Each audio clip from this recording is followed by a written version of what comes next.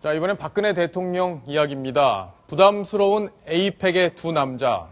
박근혜 대통령에게 누군가 이 두 남자가 아주 부담스러운 상황이 된 것 같은데요. 김정환 기자와 함께 자세히 알아보겠습니다. 자, 박근혜 대통령이 부담스러워하는 남자, 이 두 남자가 누군가요? 저 굉장히 어려운 질문인 것 같은데 그 질문의 반만 일단 말씀드린다면 반기문 사무총장이 아닐까요? 최근에 여러 부분에 있어서 부담스럽기도 하고 또 반갑기도 한 존재가 아니었을까라는 생각이 드는데요. 대망론이 나온 이후에 반기문 총장과 어제 동아시아 정상회의 갈라 만찬에서 기념사진을 찍기 위해서 함께 중앙 무대로 옮기는 저 장면 곧 나올 텐데요. 저기 반기문 사무총장이 보이시죠? 그러네요. 두 사람이 기념 촬영을 하면서 나란히 같이 이렇게 인사를 나누는 아주 잠깐이나마 지난 9월 그 관저, 유엔 총장 관저 뉴욕에서 만난 이후에 바로 저기서 또 한 번의 만남을 가졌습니다. 자, 근데 두 사람 관계 그동안 굉장히 좋은 것으로 알려져 있었는데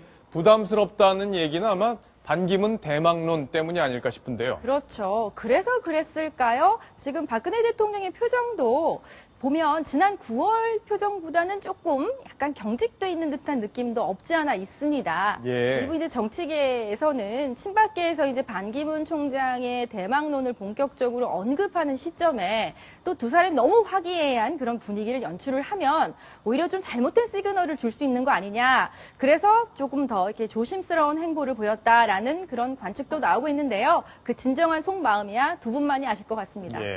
맞습니다. 아무래도 이제 현재 권력과 미래 권력의 만남이라고 해서 정말 언론이 아주 초미의 관심사였는데 청와대에서는 계속 두 사람이 국내 정치 현안에 대해서는 얘기하지 않을 것이다. 선을 긋습니다. 워낙 대망론 얘기하기 때문에 오히려 하고 싶은 얘기 더 못하지 않았을까. 표정도 오히려 그래서 더 굳지 않았을까. 이렇게 보고 있습니다.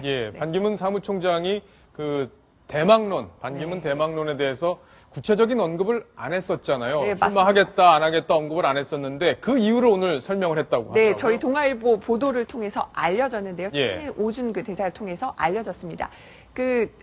동아일보도 그렇게 보도했었지만은 대선 불출마에 대한 언급이 없어서 결국 나가는 게 아니냐라는 해석, 우려도 있다. 이렇게 얘기를 하니까 반기문 총장이 이렇게 답을 했다고 합니다. 네, 그렇게 말을 하면 불출마할 거다라고 얘기를 해버리면 대선 출마를 이미 고민해버린 게 아니냐. 지금 박정훈 앵커 옆에 지금 그 얘기가 나아가고 있는데요. 반기문 총장이 바로 그러면 불출마 선언을 하면 내가 대선 출마를 고려했다는 말이 되지 않느냐 이렇게 얘기했다는 겁니다. 이게 이제 측근에 의해서 전해진 얘기죠. 반기문 총장의 직접적인 얘기는 아니고요.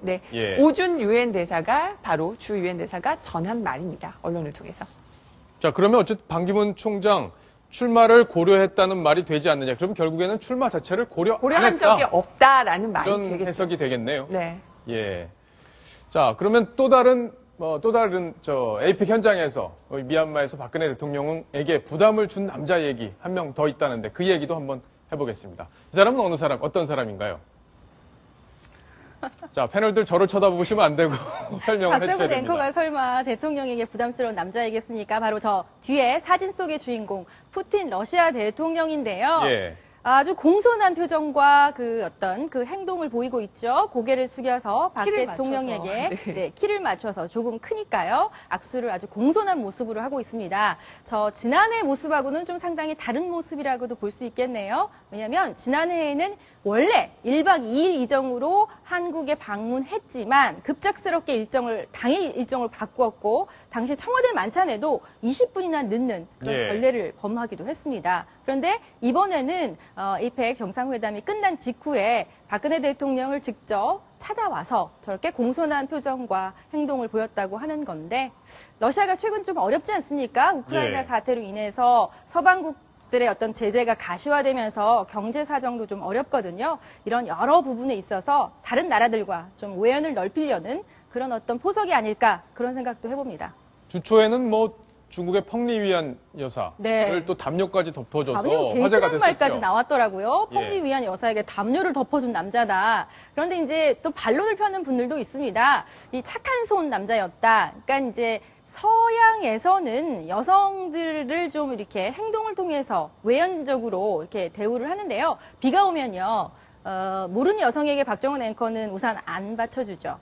비를 그렇죠, 맞고 가는 당연하죠. 여성이 있다면. 예. 그런데 서양에서는 신사도라고 해서 내 바로 앞에 나는 우산이 있고 내 바로 앞에 잘 모르는 여성이 비를 줄줄 맞고 간다 하면 우산을 받쳐주기도 하고요. 예. 또 문을 열어주기도 하고요. 그래서 어떤 서양적인 풍습을 따르는 것인데 너무 그걸 확장 해석하는 건 아니냐 이런 얘기도 나오더라고요. 근데 중국 누리꾼들은 이제 특히나 푸틴 대통령이 이혼남이잖아요. 예. 그런데 우리 감히 그 여사에게 푸틴 대통령은요, 덮어주는 게 아니냐 이렇게. 30살 연하의 그 숨겨진 애인이 있습니다. 최근에 체조 선수. 체조 선수 그죠? 출신인데 하원 의원했다가 최근에는 언론재벌의 회장으로 또 앉혔습니다. 그래서 조만간 영부인 자리에 오를 거라는 얘기가 있기 때문에 조금 이 확대 해석은 경계해야 될 것 같습니다. 예, 뭐 푸틴 대통령 아주 유독 이 젊은 여성들 또 여성들에게 잘 대해주는 건 아닌지 그런 모습이 아주 인상 깊게 다가왔습니다.